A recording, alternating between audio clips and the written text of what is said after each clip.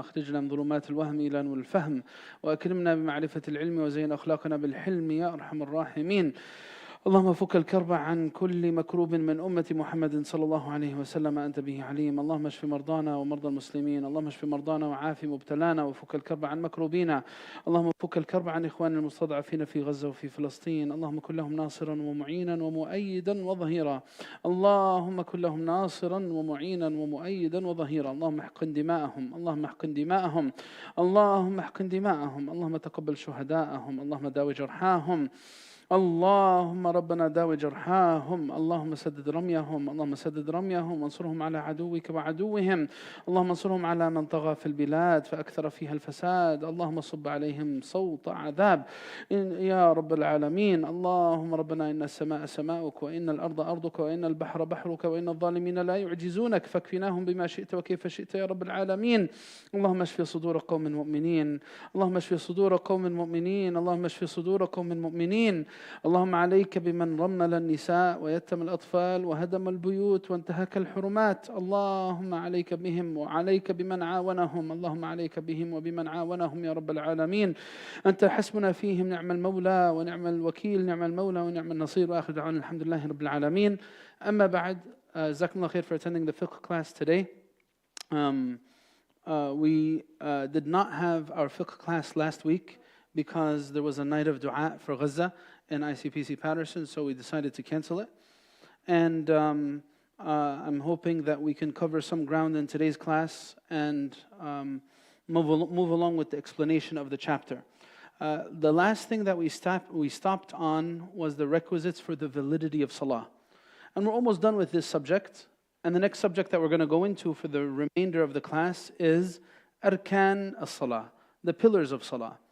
So the last two requisites, what does a requisite mean? What is a requisite in Arabic? What do we call it? Anyone know? Shart. Shart. What is a shart? It's a condition. It is something that is external to Salah, but is necessary in Salah. A rukun is something central to Salah. It's a part of its basic makeup. An example of a rukun is ruku', sujood. These are arkan, they're pillars. Without these pillars, there is no Salah. You need ruku', you need sujood, you need qiyam, you need i'tidal. These different motions in prayer, they're all considered pillars of salah. What's an example of a shart? An example of a shart is, like we learned, tahara, purity, like with wudu, right? Or purity from najasa in your clothing. There's no impurities on your clothing or on your prayer area. We discussed last time what's the difference between najasa and hadath, right? Hadath is a condition that is removed by wudu if it's a minor hadath, or by ghusl if it's a major hadath, right? Like what causes a minor hadath?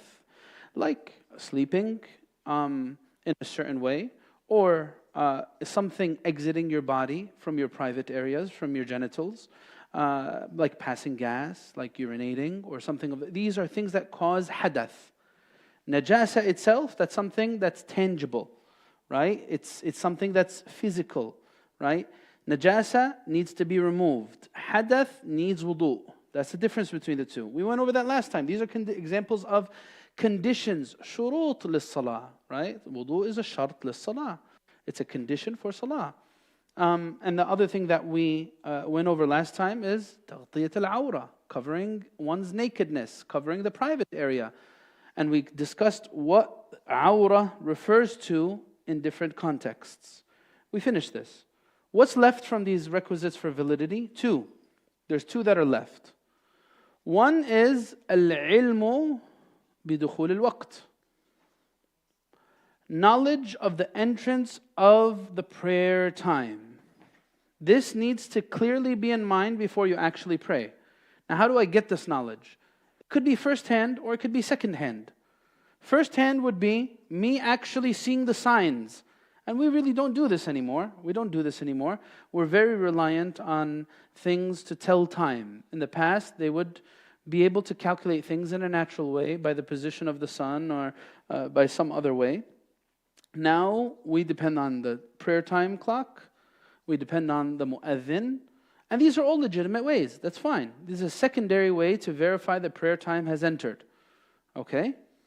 Now, I need this knowledge. I need the certainty of the prayer time entering in order for me to pray. Why? Because you cannot pray before the time ever, unless we're talking about the signing prayers. That's the only time that you could possibly pray before the prayer time. Like Asr during the time of Dhuhr. Because the time of Dhuhr and Asr, when you're allowed to combine, becomes one. So you're not really praying before the time, right? But can you ever pray Dhuhr before its time? Is there ever a situation that you would do that? The answer to this is no. Someone has a tough situation. I'm not sure if I'm going to be available because I'm taking some test or I'm doing some operation. I know I have this outpatient surgery. It's at 1 p.m. And it's most likely going to take me until after Asr, maybe Maghrib, until I come to my senses and I'm able to pray. Can I pray Dhuhr at 12 o'clock instead of, because I'm going to miss it? Can I pray it before the time? No. You can never pray before the time, right? So what do we tell you to do in this type of situation? If you happen to miss it, and you're excused in missing it because you're مثلا under the amnesia, under the anesthesia, then that's fine. No problem. You're excused. Make it up as qada, right? Make it up as qada. But not before the time. You can't pray before the time, right? So that's why you need to know for certain the prayer time is entered. Now imagine if I find out that I prayed before the time. What am I supposed to do? I prayed. It was only 5 minutes, right? I thought the adhan today was at 1 o'clock for Dhuhr. It turns out that it was at 1:05. I prayed at 1. Is Allah really going to hold me accountable for 5 minutes? Well, come on. I'm sure Allah will let it go, right? What do we say for this? Al-aslu fil ibadat al-ta'abbud. The ibadah is supposed to teach me discipline. If I follow whim in worship, then I'm not really worshipping. Whim, what does whim mean? Hawa, yani. If I follow hawa in the way I'm worshipping, then I'm not really worshipping. Ibadah is supposed to make me adhere, comply, submit. This is the way the Prophet did it, I'm going to do it this way. Not all things in ibadah have a wisdom behind them. You know, there's a sense of discipline. So there's a sense of discipline that's developed when you stick to the framework of what's laid out in terms of the procedures of Salah. Discipline is a critical part of Salah. It teaches discipline. That's a critical part of life and a critical part of my relationship with Allah. If I take these boundaries as a game, what's the big deal? You know what? I'm sure Allah will forgive me. I have a lot of stuff today. Let me just gather all the 5 salahs in the end of the day. It's not like I'm not going to focus. I'll have a lot of khushu'. You know what? I'll probably even have better khushu'. Let me just leave them to the end of the day, and I'll take a whole hour right before I sleep. I'm going to pray all 5 salawat. Can we do this? No, you can't do this, no matter what. Because that's not what Allah Azza wa Jal laid out for us. That's not what the Prophet ﷺ taught us. So that's what the default in ibadah is. Ta'abbud. Right? So al-ilmu bidukhul al-waqt. If I rely on the mu'adhin, and the mu'adhin accidentally misleads us all, right? He makes adhan, and we pray immediately after, and after we finish, we thought we prayed during the time.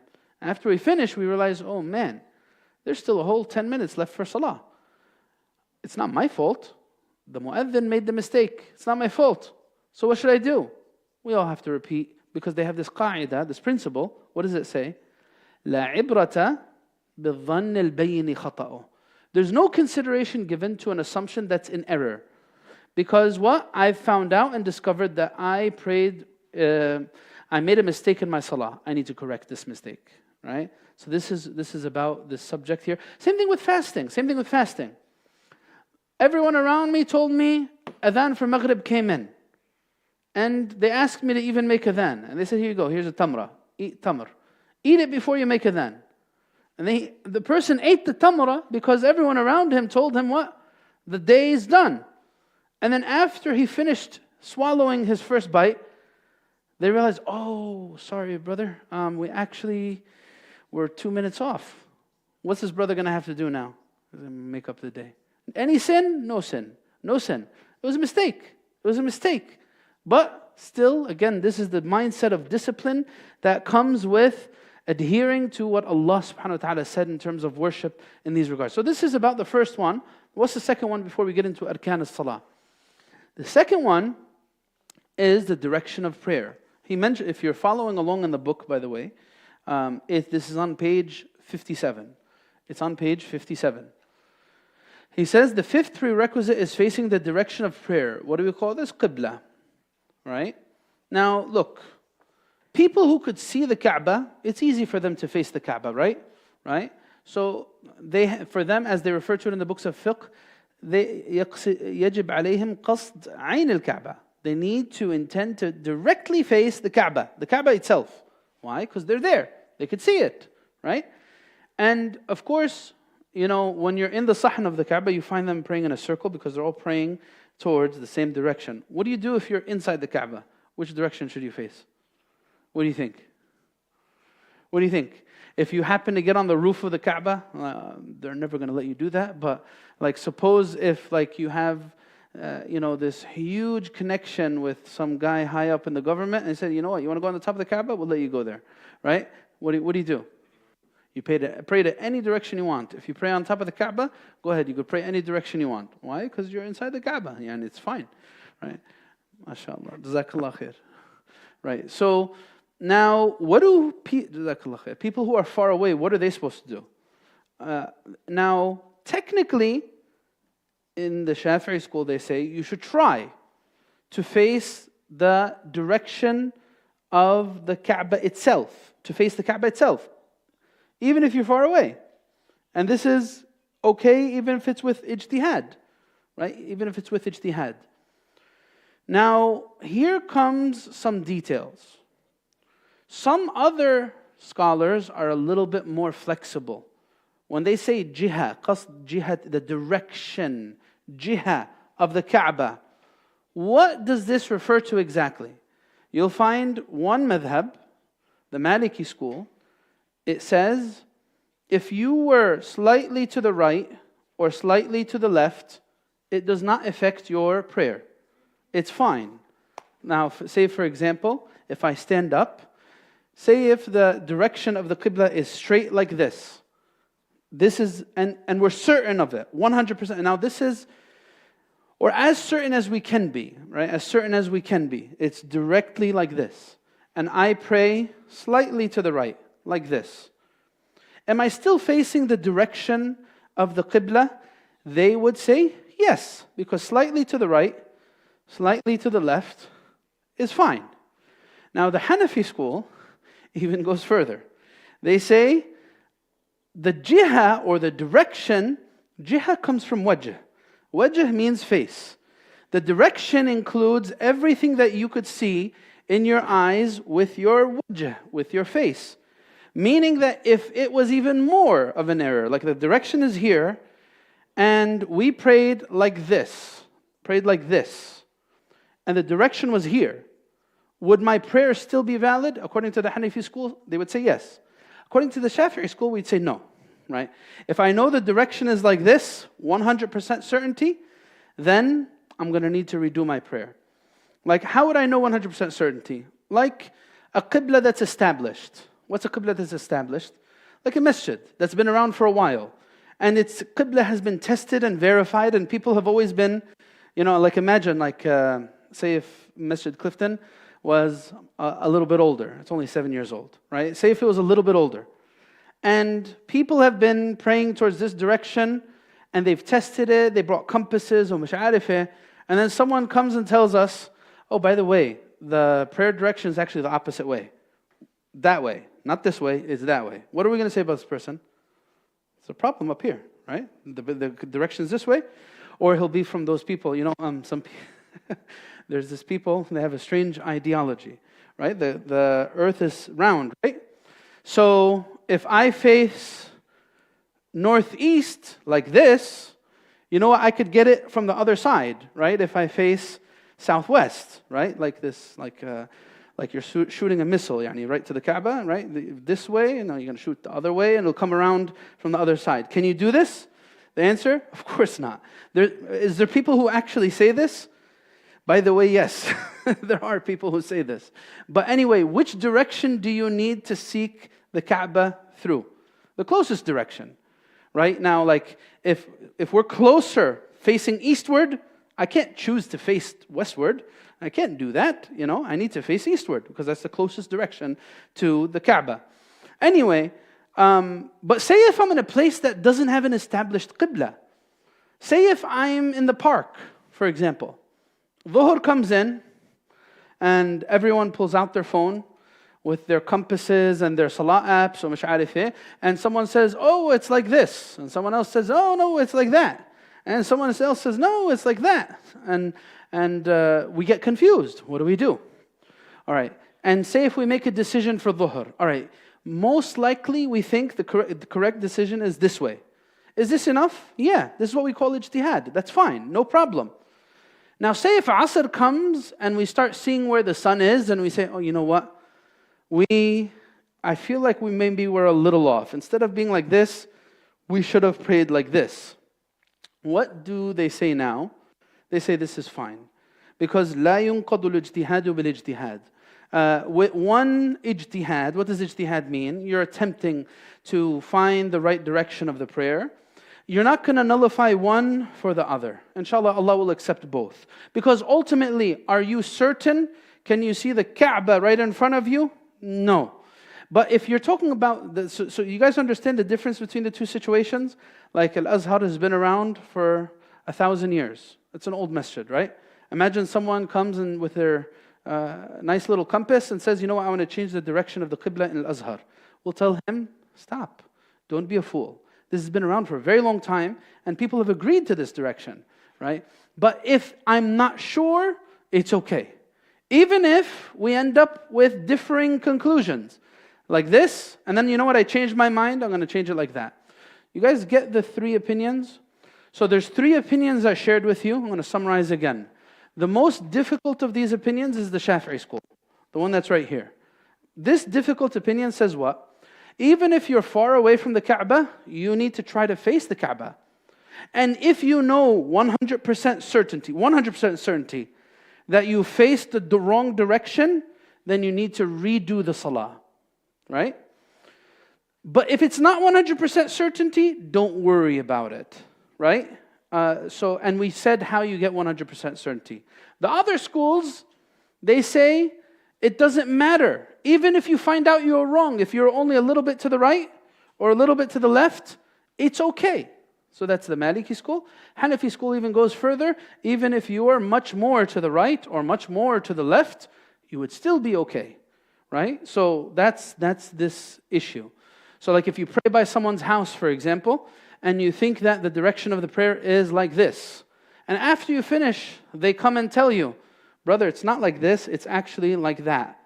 What do you say in this type of situation? If you're following the lenient opinion, what do you say to them? It's okay. It's not a big deal because it was only slightly off. It's not a big deal.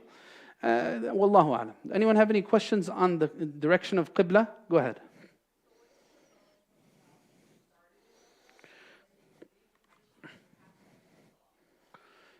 Halfway through the Salah, if they reposition you,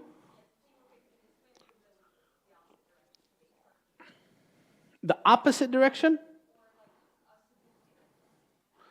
then we'd go back to the same difference of opinion.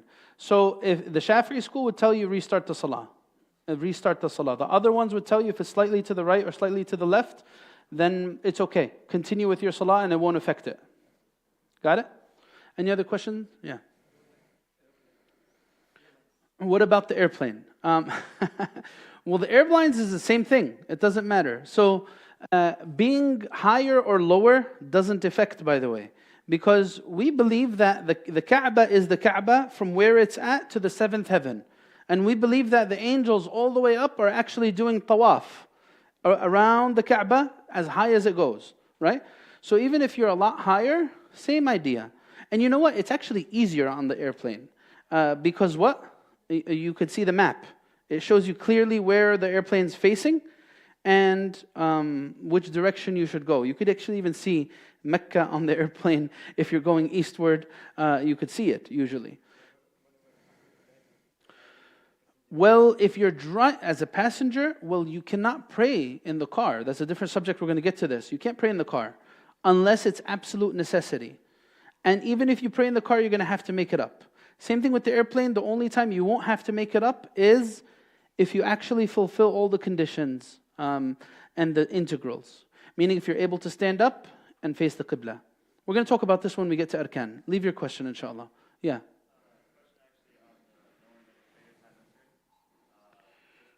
Question on the what? Okay.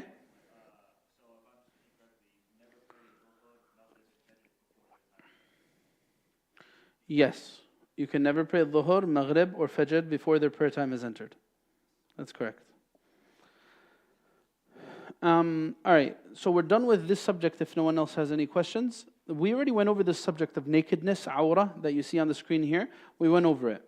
For men, when they're alone, there's some details here. In front of the spouse, for a man in front of his spouse, there is no awrah. For a man in front of a foreign woman, like we said, it's from the belly button to the knee. Some include the knee and some don't include it. And if there's fitna, then we're going to say everything that would cause fitna. What's fitna mean? What does fitna mean?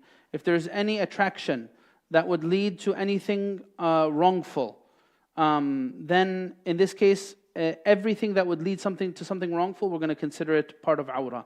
That should be covered up and done away with.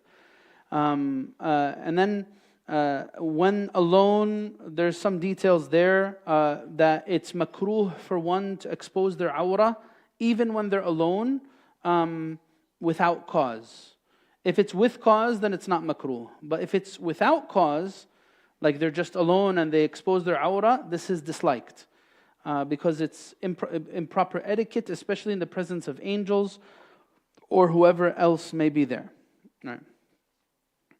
That's pretty much that slide. And we went over the conditions for the women relating to awrah and the presence of females or in the presence of maharim, their relatives. So that was done. This is the beginning of the integrals of Salah. How many arkan are there for Salah? There are 13 pillars. The book is going to tell you 18.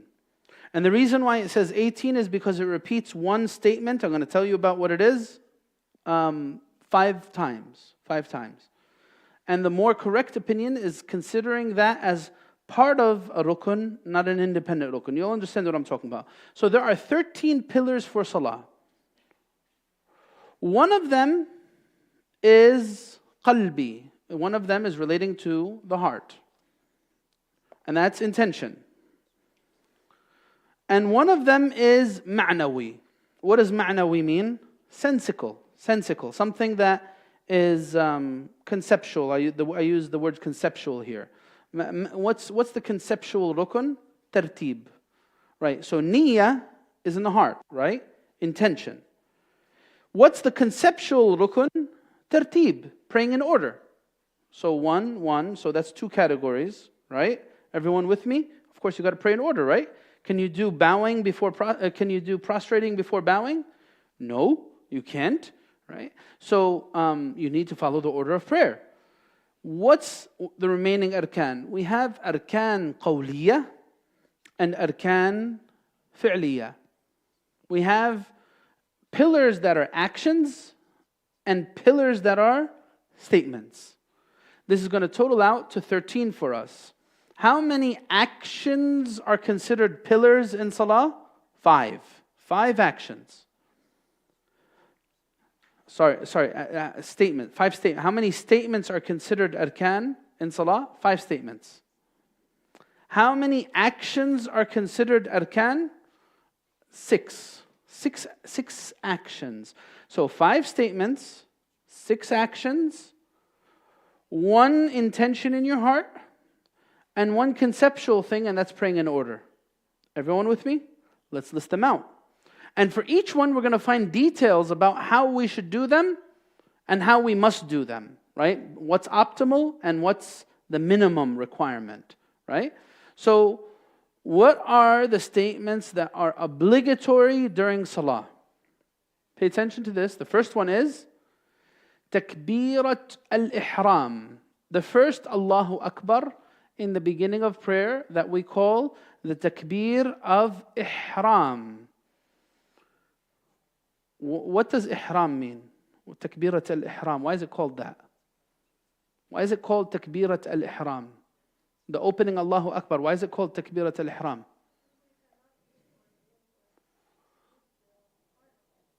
So Ihram comes from haram. Ihram comes from haram.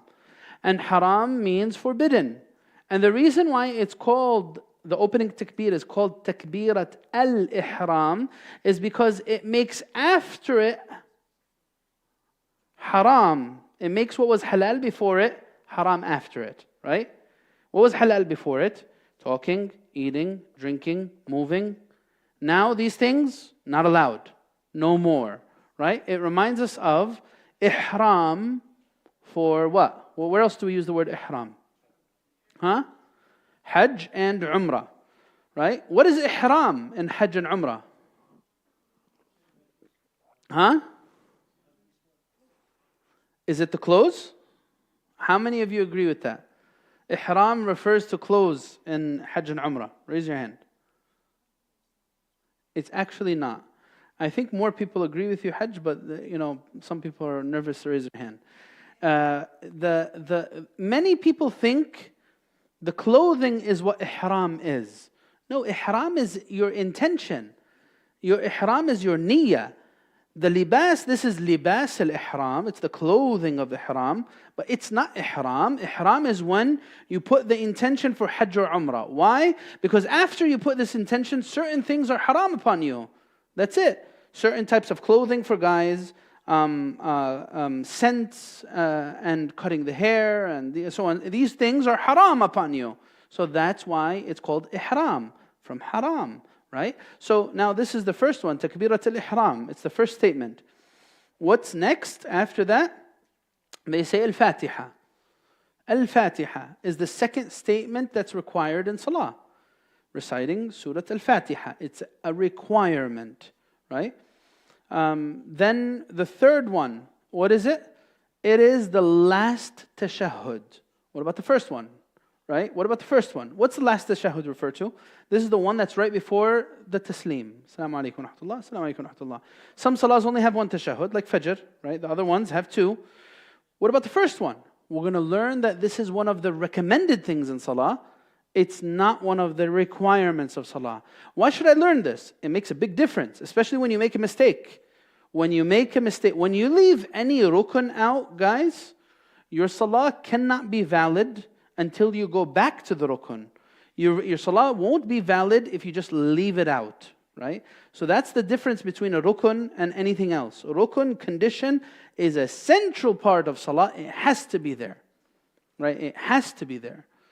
Now that's Fatiha. Then that's the last tashahhud, right? Then, so tashahhud, by the way, we're going to learn about what's the sigha, what's the wording in tashahhud.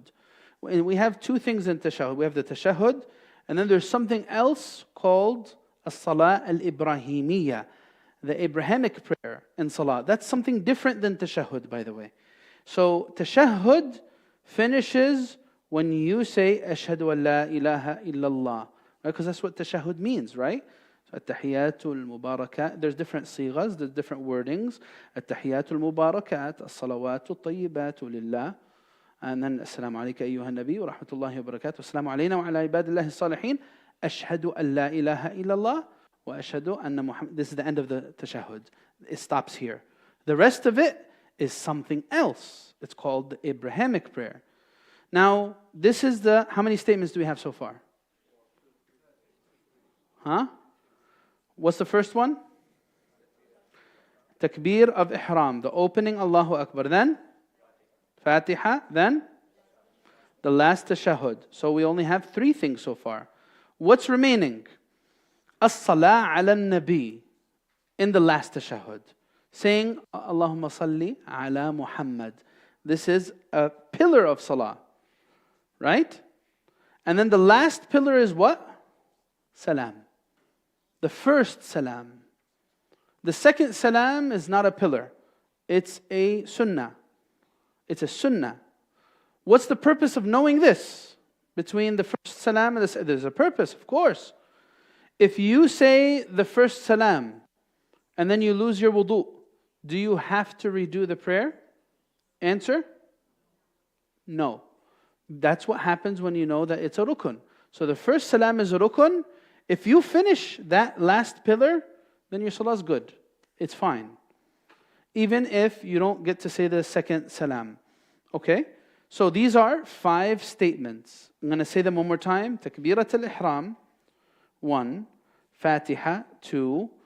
Last tashahhud, 3. Salah ala nabi, in the last tashahhud, 4. And first salam, 5. What are the actions?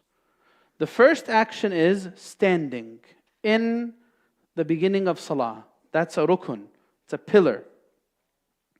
The second action is ruku'. The third, ruku' is bowing, right? The third action is i'tidal, standing up from ruku'. Then the fourth action is sujood. And I'm just going to count that once. Even if there's 2 sajdas, I'm going to count it once. Prostrating. The fifth rukun is sitting between the 2 sajdas. The last rukun is sitting for the last tashahhud. These are 6 actions for salah. These are 6 actions for salah. Everything else besides that. So everything you don't hear, by the way, guys, over here is going to be something else. It's not a rukun. If it's not in what I just said, what about the Allahu Akbar between every position? That's a sunnah. What about saying Sami Allahu liman hamida? That's a sunnah. What about saying Subhana Rabbiyal A'la or Subhana Rabbiyal Azim or Rabbana lakal hamd? All these statements, these are sunnahs. Meaning that if I leave them out, my prayer is not going to be affected. I'm not telling you leave them out. Do every single sunnah you possibly can. But if you happen to leave any of this out, your salah is still going to count. And it's going to be fine, right? So, and that makes the load a lot less, right? That makes the load a lot less. Especially for someone who has waswasa. Like imagine if you thought Subhana Rabbil A'la was a rukun. And you get confused in every motion of prayer. And you start having intrusive thoughts. Did I say it 3 times or did I say it 1 time? I don't know. Should I say it many more times? Now you know that whether you say it 1 time or 3 times or 10, it's not going to affect the validity of your prayer. Your prayer is fine. So don't overthink about it. It's fine even if you didn't say it the right amount of times. Because this is a recommended thing. Especially for someone that has this issue. So these are the arkan of the prayer. Now, which of these arkan is best? Which of these arkan, which of these positions is best? Huh? Sujood? All of them? So obviously there's something compelling in sujood and prostration, because the Prophet ﷺ said the nearest you are to Allah is when you are in sujood. But then we have something else. أفضل الصلاة طول القنوت. Right? The Prophet ﷺ said, the best prayer is the one that has long qunut, long positions of standing, meaning. So this hadith makes us think that standing is the best. Again, standing is the best. And this is actually what they say is the most authentic thing. You know, sujood comes after standing, right? There's a build-up, by the way. There's a spiritual build-up to salah. If you think about it deeply, you'll understand, right? Why do you think that sujood comes in the very end of the unit of prayer? Why? Because now you're spiritually ready to be in the position that makes you nearest to Allah. Subhanallah, right? After you stood, in recitation of the Quran for as long as you could. After, and you know what do you do? What are you supposed to do in bowing, in ruku'? What are you supposed to do? Huh? Which means what? What are you supposed to do in bowing? فَأَمَّا الرُّكُوعُ فَعَظِّمُوا فِيهِ الرَّبِّ. Right? Ruku', what are you doing? You're exalting Allah. You're glorifying Allah. Subhana Rabbi al-Azim. Subhana Rabbi al-Azim. Right? You're glorifying and exalting Allah. Right? And then you rise back up and you say, Sami Allah. Allah answers to the one who praises Him. And you say, Rabbana lakal hamd. Now you're spiritually ready to go into sujood. So that's why some of the scholars, including the Shafi'i school, they say standing position is the best. Because it's actually the one getting you ready for sujood. It's where you're actually building your spiritual power in going towards sujood to be near to Allah Azza wa Jalla. So it depends on how you look at it. You can look at the result, or you're going to look at the source. The result or the source, depending on how you're looking at it. All right, anyway. We've laid out the pillars for Salah. What was the extra one that wasn't mentioned here? So now if you look at the book, there are 18 integrals for prayer. Each of them is required of the imam, the individuals praying behind an imam, or an individual praying alone. The absence of a single one alone prevents a prayer from being valid unless one makes up that integral before they finish the prayer. Right? So, what's the one? Why did he say 18? There's something called tuma'nina fi, or reposing therein. So he counted each one as an individual. So I'm going to go to ruku'. What is one of the requirements of ruku'? I need to pause in ruku'. In bowing, I can't pray like this. I can't pray like this, where no pause whatsoever. So you might see a speedy imam pray like this. And then it becomes like this workout where you're going up and down, up and down. This prayer is invalid. If there's no pause, what's a pause? Even if it's for a moment. Some pause that's going to cut off the motion from the first motion to the second motion. So there needs to be a pause. Subhana Rabbil Azim. Sami Allahu liman hamidah. There's a pause. You see there's a pause. So this pause needs to be qadr tasbiha. The length of one subhanallah. Very short, very short. But this is the reason why he added those extra ones. Each one, he considered it an independent one. And he mentions this in the commentary. If you look at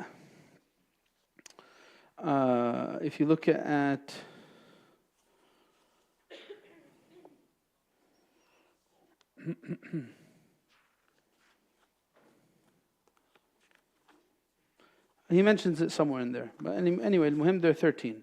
So now let's go through these one by one and explain what's necessary in them. What is necessary in these pillars, each one of them.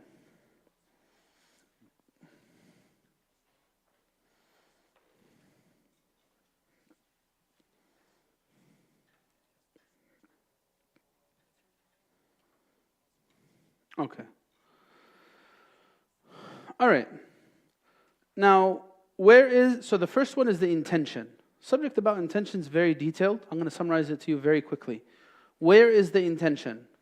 In the heart. Right. Do you need to say it with your tongue? No. If you happen to say it with your tongue because it helps you focus, it's not a big deal. Some people are going to tell you, oh, this is bid'ah because the Prophet didn't do it. It's not a big deal. What are you ultimately trying to do? You're trying to focus on your intention. You don't have to say it with your tongue. It's in your heart. But if you feel that makes it easier for you to say it, then fine. But ultimately, it's in your heart. That's what counts. What is the intention supposed to be? It's supposed to specify what you're praying. Are you praying a recommended prayer or an obligatory prayer? Right? Which prayer are you praying? Dhuhr, Asr, Maghrib, or Isha. It needs to specify that, and that's pretty much what's it. You need to specify whether it's an obligatory or recommended, and which prayer you're actually praying. Anything else is not required in intention. When do you need to have this intention? As you're saying, Allahu Akbar. You need to be conscious of it as you're saying Allahu Akbar. And this is an important thing to notice. Obviously when you're in your car and you're driving into the masjid and you're coming for Isha, what do you want to do? You obviously want to pray Isha. But what is intention? Intention is setting your heart to something and actually commencing in doing it.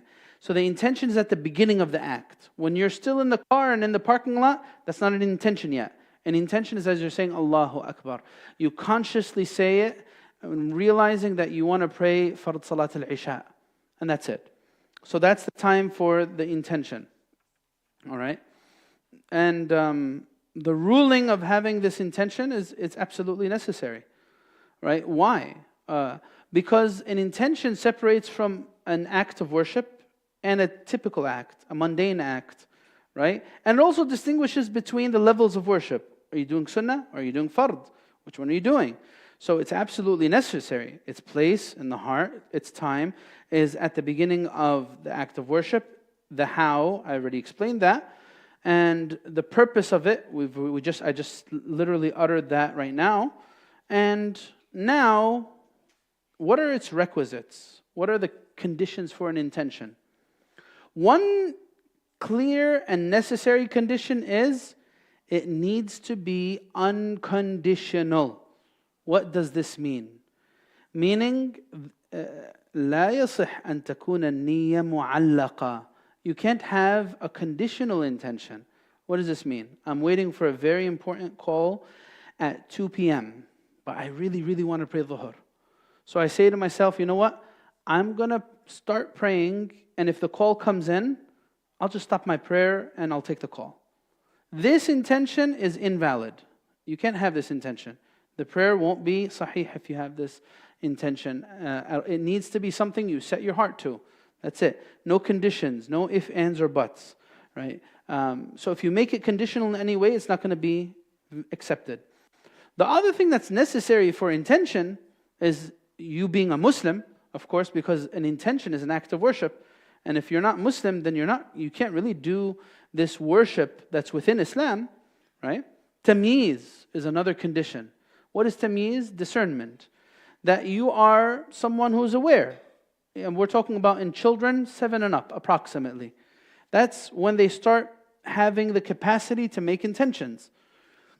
If they pray, they'll be rewarded. If they don't, they won't be punished. Those are some basic things about the intention. The next thing that they go over is Takbirat al-Ihram. Takbirat al-Ihram, saying Allahu Akbar. Now, Allahu Akbar, this opening takbirah needs to be uttered to the extent that you could hear it. It doesn't need to be heard by anybody else, right? But you need to hear, meaning don't say it in your mind. By the way, guys, this applies to what we're going to say about Fatiha too. Some people do this. They don't realize that this actually makes their prayer problematic. Some people will stand in Salah like this, and they're reading inside their mind, and they'll never move their lips whatsoever. This is not valid. If you do this for Takbirat al-Ihram or for Fatiha, the prayer will not be correct. What do I need to do? There are two approaches. One approach is to just move your lips with it, even if it's with no sound. The other approach is say it loud enough only for you to hear, not for the person next to you to hear. And this is very, very, very low sound. The person next to you should not hear you saying Fatiha, right? It should be very low just for you to hear. Same thing with Takbirat al-Ihram, the opening Allahu Akbar. And they mention all kinds of details with how it should be uttered, and these things, they're not necessary for us to go in detail about them. So we're done with this. These are other subjects here. Now, the next rukun. All right, so after Takbirat al-Ihram, what's the next rukun? So we said Allahu Akbar. So we said intention and Allahu Akbar together. What's the next rukun after that? Is there a rukun before it? Standing. Standing. I need to be standing. What relates to standing in terms of rukun? Stand in terms of it being a pillar. In a fard prayer, one cannot sit down unless they have a medical excuse. One cannot sit down in an obligatory prayer unless they have a medical excuse. And this is, why am I saying fard prayer? Because in a recommended prayer, you can sit down. Say if you want to pray sunnah, the Prophet ﷺ tells us in the hadith, لِلْقَاعِدِ نِصْفُ أَجْرِ الْقَائِمِ. Right? The one sitting down has half of the reward of the one standing up.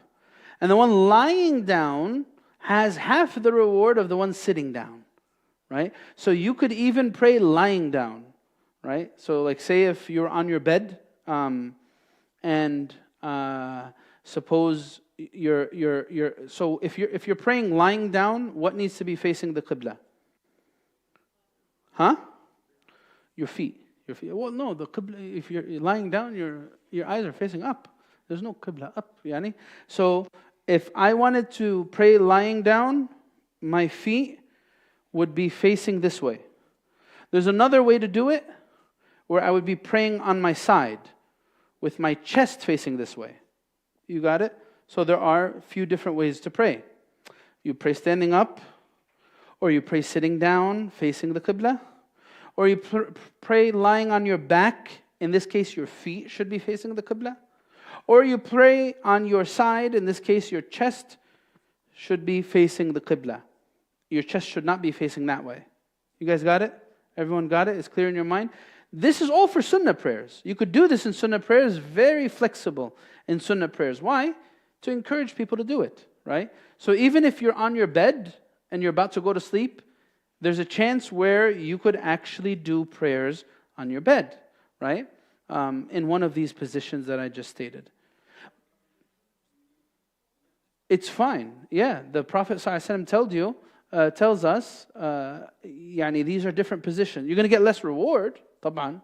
للقائم للقاعد نصف أجر القائم وللمستلقي نصف أجر القاعد.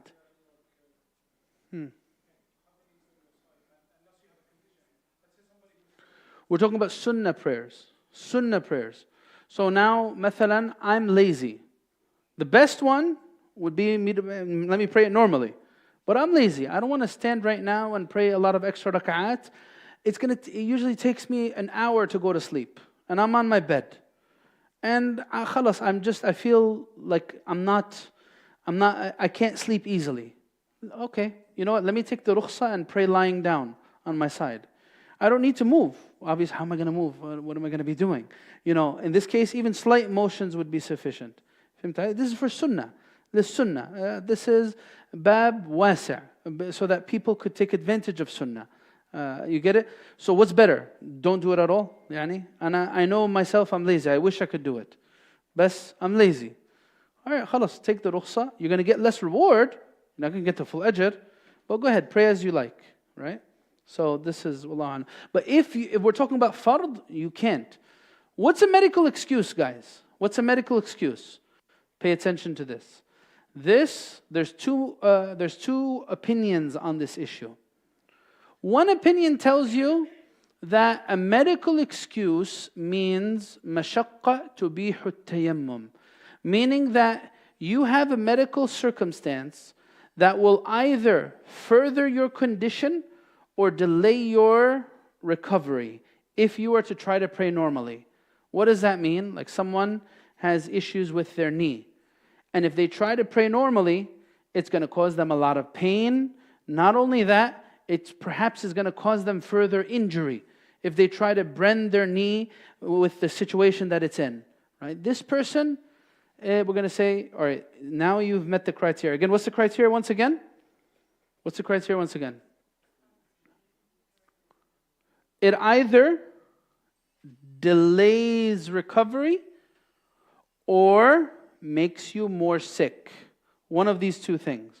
If it does that, then it's okay for you to sit down. But this is a high bar. Here's a more lenient opinion. And this is also, they're both within the Shafi'i school. What's this lenient opinion? It tells you that it's mashaqqa tudhibul khushu'. That if you have some level of difficulty that will remove concentration in prayers, then you're excused. What does that mean? I have a back problem. And if I try to pray normally, instead of focusing on dua and dhikr and mash'arifeh, from beginning to end, the only thing I'm going to be thinking about the whole salah is my excruciating pain in my back. May Allah give shifa to everyone who has back problems. But if this is my situation, where it causes me a lot of pain, and I'm not going to focus, then I'm excused and I can sit down. If it does, and you know, it doesn't even have to be a lot of pain. Like I have this wincing pain in my knee, and it's just taking my focus away. I can't focus on the prayers. I just feel very uncomfortable, right? So in this case, you have the excuse to sit down. Now, before you get to your question, sometimes I might be able to do some of the arkan, but I can't do others. Like, my problem is with going to sujood. But I could stand up fine, I could do ruku' fine, and I could do i'tidal fine, but I can't do sujood, it's too hard. Then, what you can do, you must do. You can't sit down in the whole prayers, right? What you can do, you must do. But say, for example, when I come to the masjid, the imam takes too long. And if I stay standing, I could stand for Fatiha. But if I stay standing, it's going to cause me pain and I'm going to start feeling it in my knees. So I'll stand for Fatiha, then I'll sit down. And if I could do ruku', I'll stand back up and I'll do ruku'. You get it? So what you can do, you must do. So this is what's relating to qiyam. You need to be standing in all of Fatiha. Say if someone is a little bit in a rush. So they're like reciting Fatiha very quickly. Bismillah ar-Rahman ar-Rahim. Alhamdulillahi Rabbil Alameen. Ar-Rahman ar-Rahim. Maliki yawmiddin. Iyaka na'budu wa iyaka nasta'in. Ihdina as-sirata al-mustaqim. And they finish it while they're in ruku'. This is not valid. Fatiha needs to be finished standing up.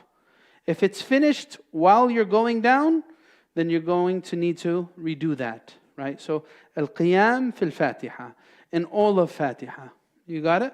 So this is the rukun. You had a question?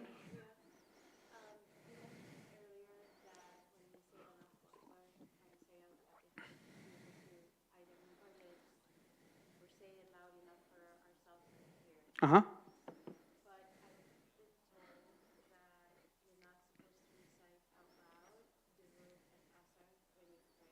Yeah, you don't. This is not considered out loud. What's considered out loud is if the person next to me could hear. But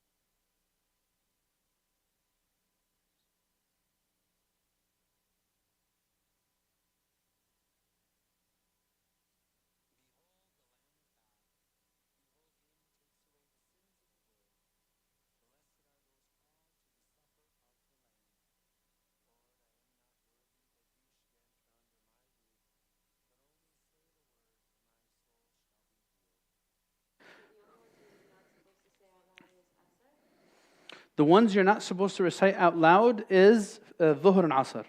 The other ones you recite out loud, even if you're alone. The full thing. Yes. But of course, if there's a correction. If you're following someone, you don't recite out loud. You recite out loud when you're alone or when you're the imam, when you're leading someone else in prayer. But when you're following someone for all of the prayers, you should just recite loud enough for you to hear. Okay? What's the question?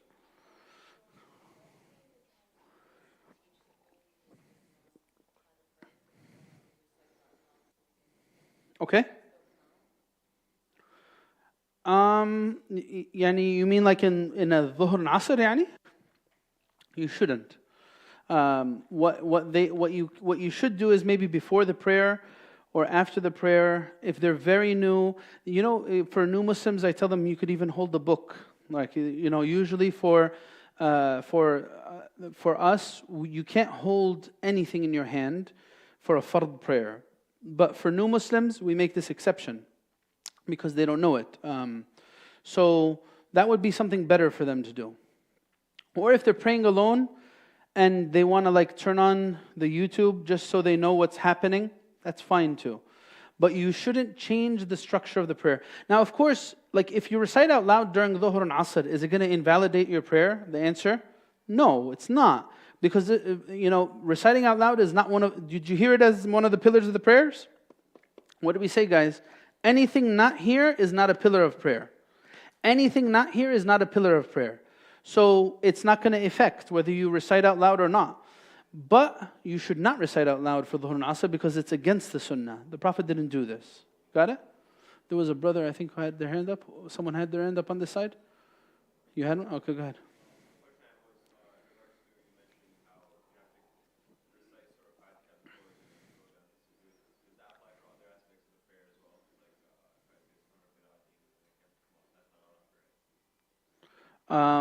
Reciting Surah Al-Fatiha. Sorry, one more time.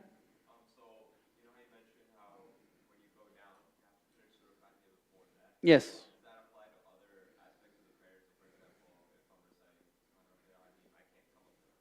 The reason why it applies to Fatiha is because Fatiha is a pillar of prayer. Subhan Rabbil Azim is not a pillar of prayer. So it's not going to affect if you're saying it while you're going up. Yeah. All right? Yeah.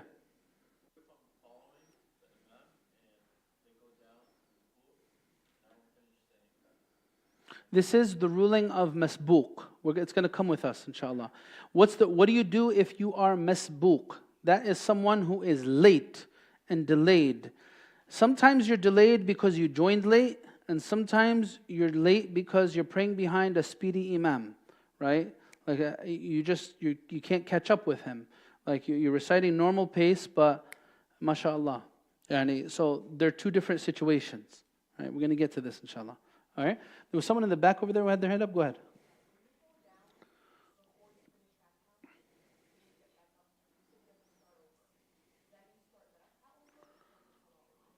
So you mean if you were accidentally reciting it as you were going down?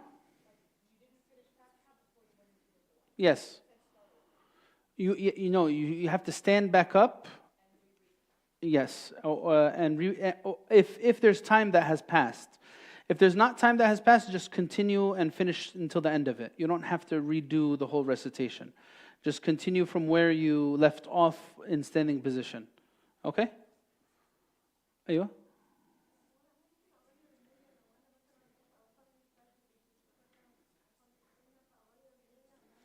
ده موضوع تاني. But she's saying, can you change your intention from fard to sunnah? Yeah, the answer is yes. You can change your intention from fard. You can't change it from sunnah to fard because fard is higher. You could change it from fard to sunnah though. You could change it to lower. You can't change it higher, you could change it lower. Okay? Yeah. Yeah.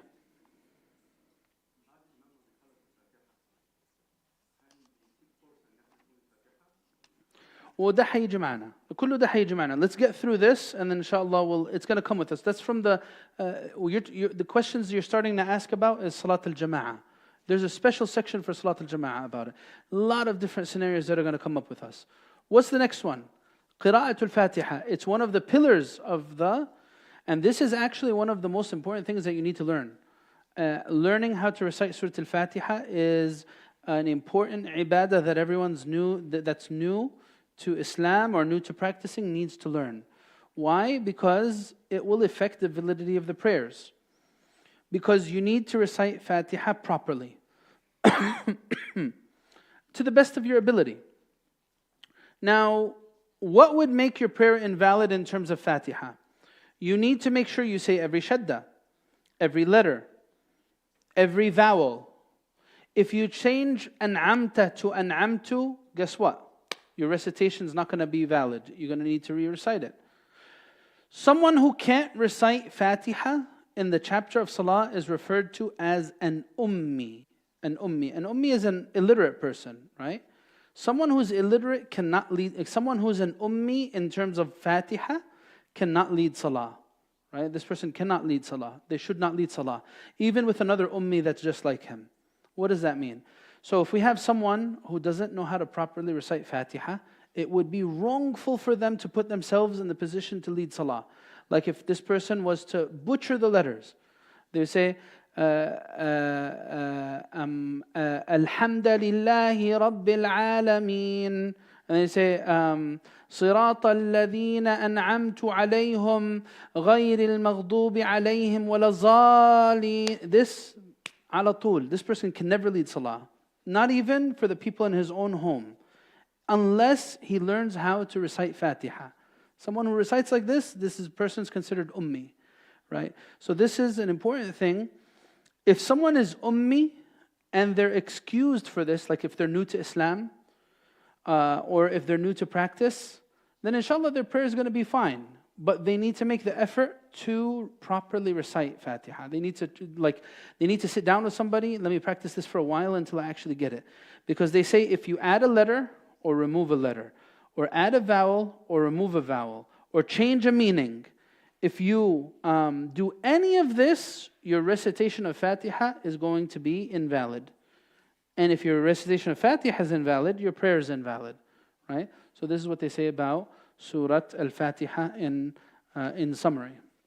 And you'll find this all in the book. I'm explaining to you by myself, but if you were to go read in the book what he says about Fatiha, you will find it in the fourth integral on the bottom of page 58.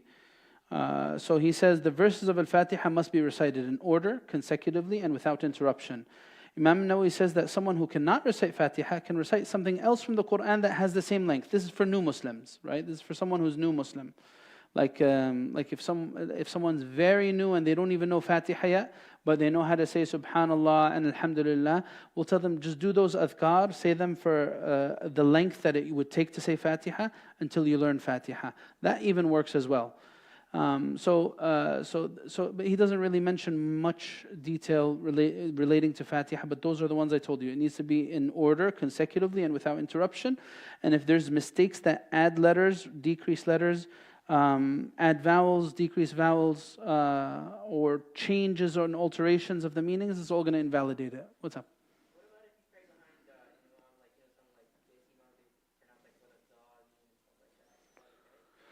Well, here's the thing. If it's not an authentic recitation, then according to the Shafi'i school, and I think even according to the Hanafi school, but I need to verify the Hanafi opinion, but I think it's according to the Hanafi school too, or unless the Hanafi school was changes that alter meanings, but I'm not sure. According to the Shafi'i school, that person should not lead if they change letters, unless it's a valid recitation. What's an example of a valid recitation? Well, how would you know this? You need to be someone who knows the valid recitations to be able to, so you would need to ask about it essentially. So alayhum, for example, there's a authentic recitation that recites like this. As-sirata instead of as-sirata, there's a valid recitation that says that. Az-zirata instead of as-sirata is also a valid recitation, right? But zalin, no valid recitation.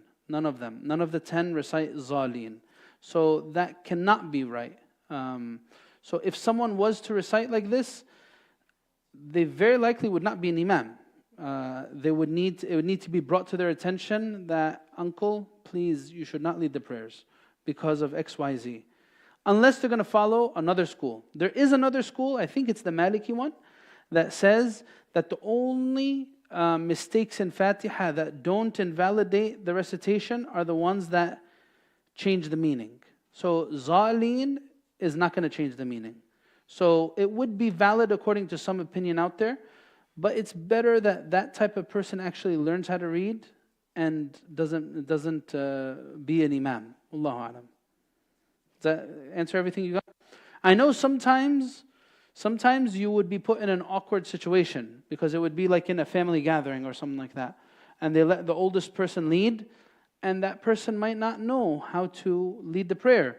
Sometimes, and you don't want to cause fitna. You don't want to cause a fitna by deciding to pray by yourself. So you need to be wise in this regard too.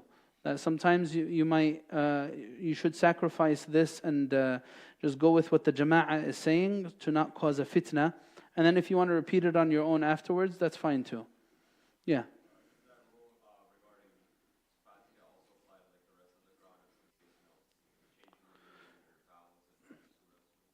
in the Shafi'i school, it does not apply to anywhere else. And that's why I think the Hanafi school it does, but I need to verify. But in the Shafi'i school, only the Fatiha, because the Fatiha is the one that's required. And anything else. But of course, reciting with lahan jali, apparent errors that alter the meanings of the Qur'an, is in itself a sin. You should not do that.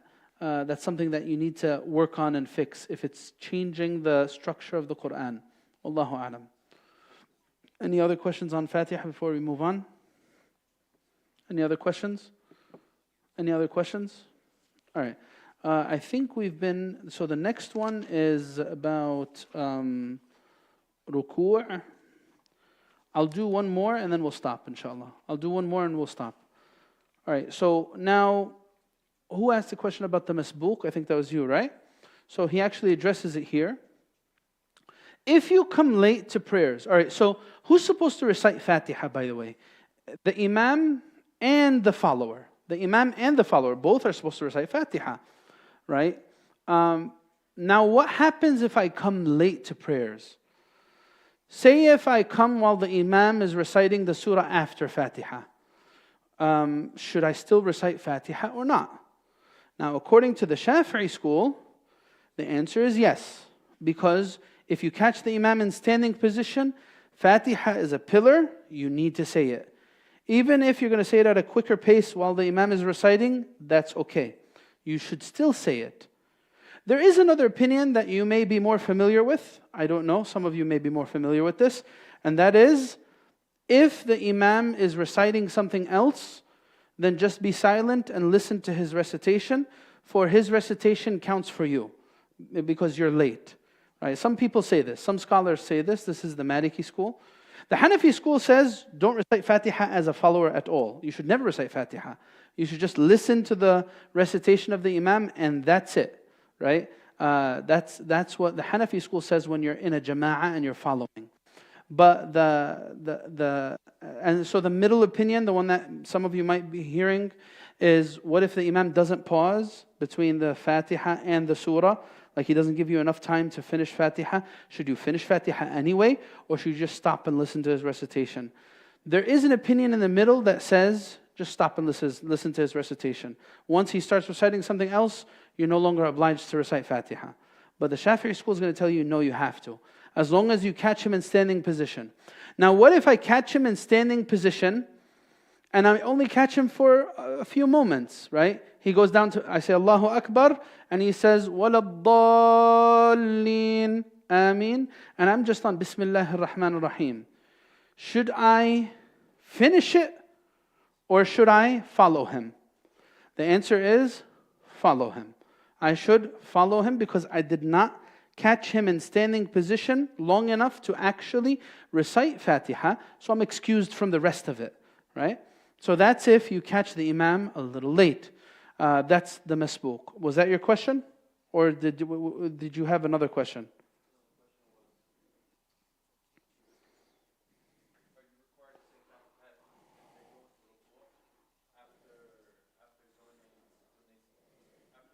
Yeah, that's the one I just answered.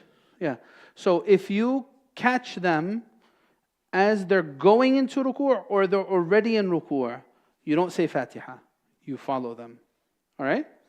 If you catch him standing, then you need to recite whatever portion of Fatiha he allows before he actually bows. Even if he's reciting another surah, it doesn't matter. You still have to recite Fatiha. You got it? All right. But there's another scenario where someone who's just late, like is a slow reciter, and they address this.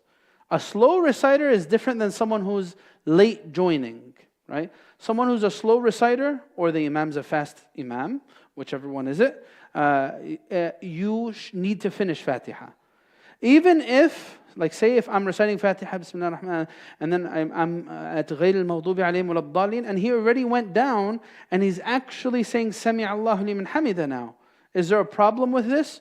No, there's actually not a problem with this.